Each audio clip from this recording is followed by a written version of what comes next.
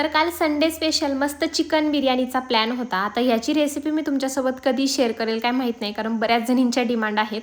पण मी काल दक्षूसाठी chicken soup बनवलं होतं। आता ते कसं ना ते सांगते, पण त्याच्या आधी हे पाहून घ्या। देऊ का तुला पाणी देऊ?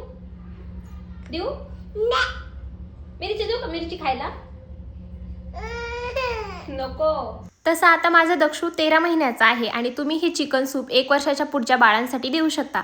तसं मी आधीही तुमच्यासोबत शेअर केला आहे, जेव्हा तो 10 महिन्याचा होता। आता त्यासाठी काय करायचे, चिकन इथे मी स्वच्छ धुवून घेतले, त्यामध्ये हळद, थोडीशी धना पावडर, चवीपुरतं मीठ, अद्रक लसूण कोथिंबीर आणि 1 मिरची ॲड केली। याचे छान वाटण बनवून घेतलं। आता दक्षू तिखट खातो, त्यामुळे याच्यामध्ये मी 1 मिरची ॲड केली, तुम्ही ती नाही टाकली तरी चालेल। नंतर त्यामध्ये 4-5 थेंब लिंबाचा रस ॲड केला आणि हे छान असं मिक्स करून घेतलं। 5 ते 10 मिनिटं असंच मॅरिनेशनसाठी ठेवून दिले।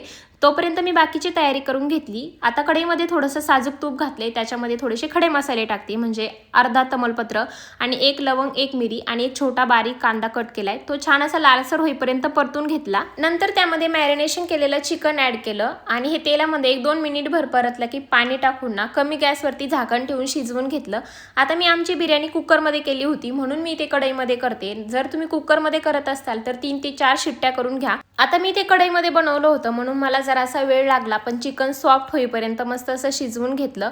खूप छान लागतं टेस्टला, तुम्ही सुद्धा हे सूप पिऊ शकता आणि टेस्टला खूप छान होतं हे सूप आणि मुलांच्या हाडांसाठी ना खूप छान आहे।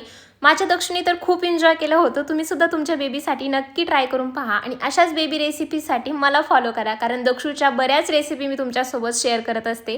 आता आमचा दादा खेळायला गेला होता, म्हणून दक्षूचं इथे चाललं होतं की आई दादा इकडे गेलाय आणि मला हात करून दाखवत होता, मी जाऊ का? म्हणजे त्याचं ना रोजचं चाललेलं असतं की दादा इकडे खेळायला जातो आणि तो सुद्धा बॉल घेऊन तयार होता, म्हणून त्याला इथे ना घरातच मी कसं तरी नादी लावत होते। चला मग कालचा दिवस असा होता। असेच व्हिडिओज पाहण्यासाठी आपल्या पेजला फॉलो करून घ्या, कारण मी तुमच्यासोबत रोज काही ना काही शेअर करत असते। चला मग भेटू उद्याच्या व्हिडिओमध्ये, तोपर्यंत बाय बाय।